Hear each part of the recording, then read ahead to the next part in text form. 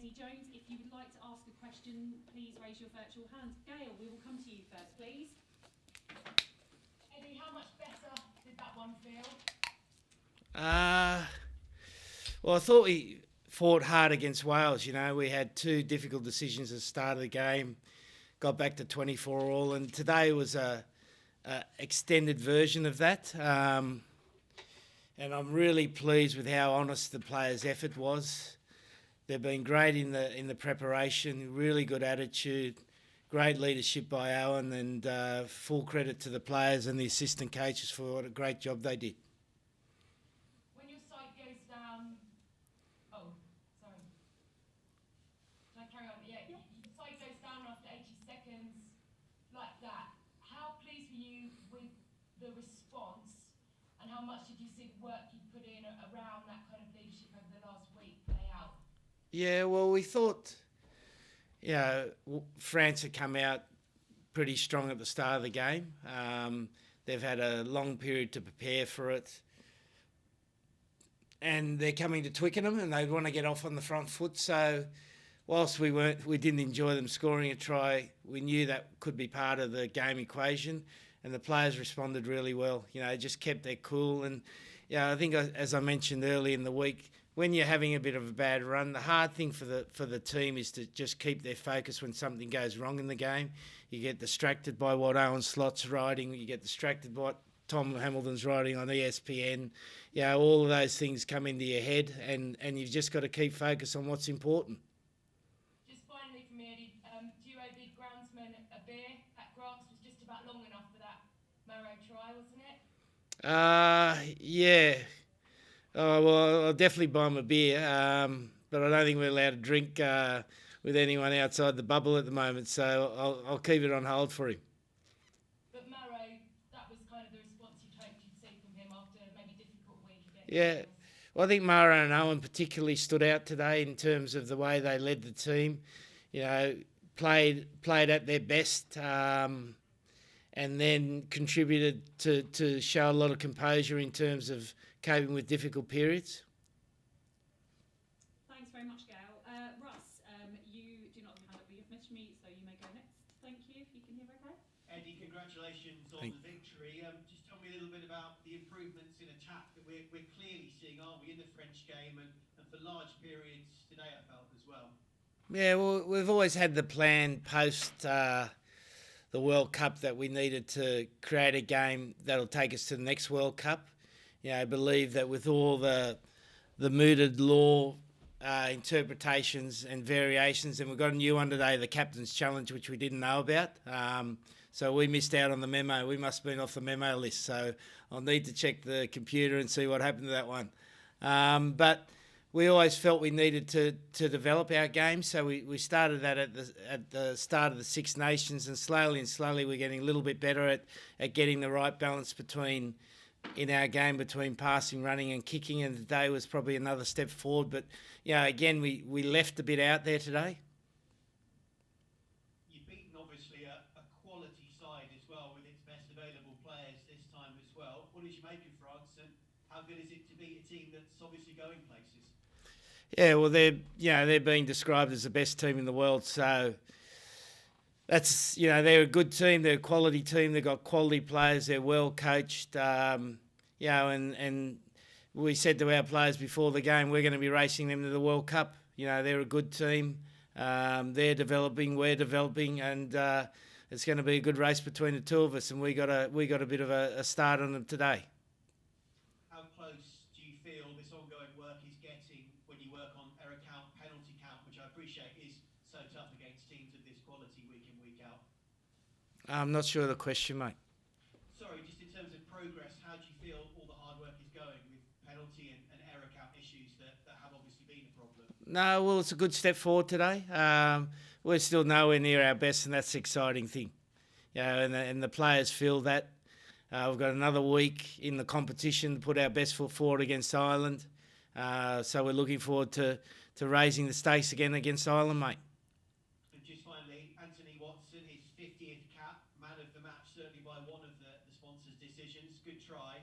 What did you make of Anthony today and this continued involvement and improvement that you touched on a few weeks ago? Yeah, I think the whole team's just really, really happy for him. We understand he's had a difficult injury run. He's come back, he works hard, he trains hard, always got a smile on his face. He's a good guy around the team.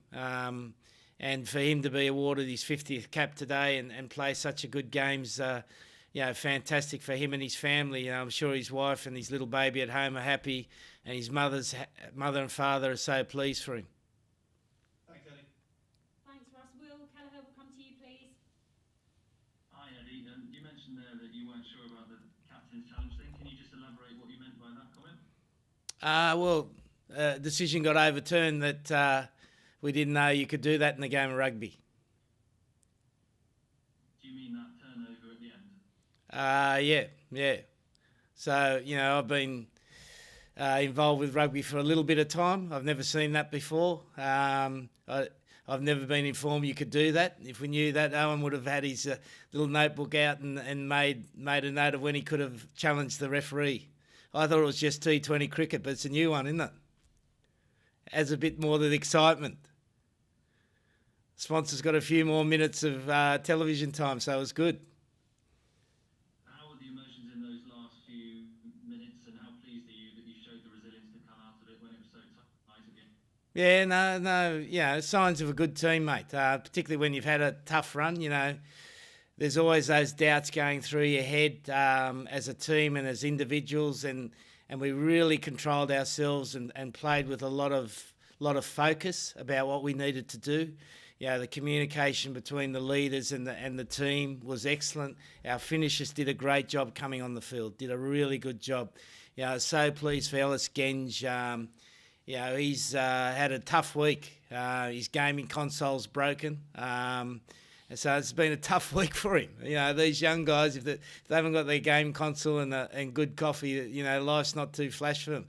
So he's gone through about 17 different hairstyles. So he ended up with that one today, and I thought he was brilliant at the end of the game. Just looking at the Irish next week, what's the kind of theme for that now that you've got the win in the one today? Oh, we just want to put our best foot forward, mate. It's our last chance in the competition. We're so disappointed we can't defend our trophy. So we just want to make sure we finish the competition with a good feeling about where we're going as a team. We're part of our progression to be the best team is the next game against Ireland, so it's the most important game. Thank you. Thanks. Nick, we'll come to you, please.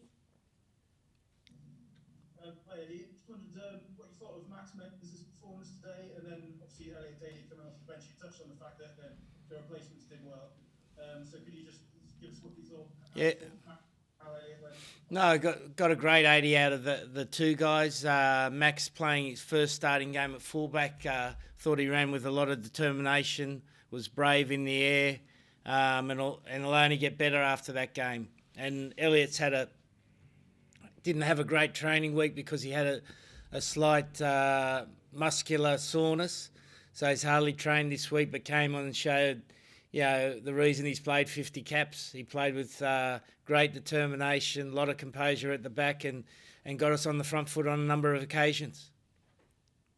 And just obviously, it's obviously always tempting, and fans will always talk about, width and expansion and exciting rugby, but the difference today obviously came down to you guys holding a nerve at the death and maybe France not. Is that just an indicator of the fact that you can move the ball around all you want, but actually sometimes you just got to be the smarter team? And how much of a boost for you guys is the fact that you played smarter rugby today? Well, rugby's always been about being smart. And sometimes the conditions are such that passing's the best way to move the ball forward. Sometimes the best way is to kicking, and sometimes it's a combination.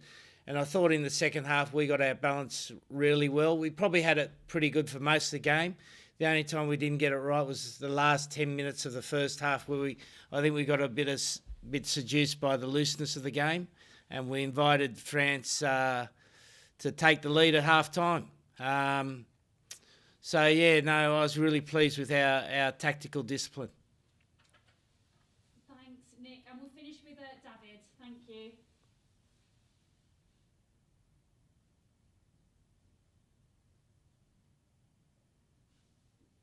you've got your hand up to ask a question? Okay, if not, we'll end the live section there with Eddie. Thank you very much.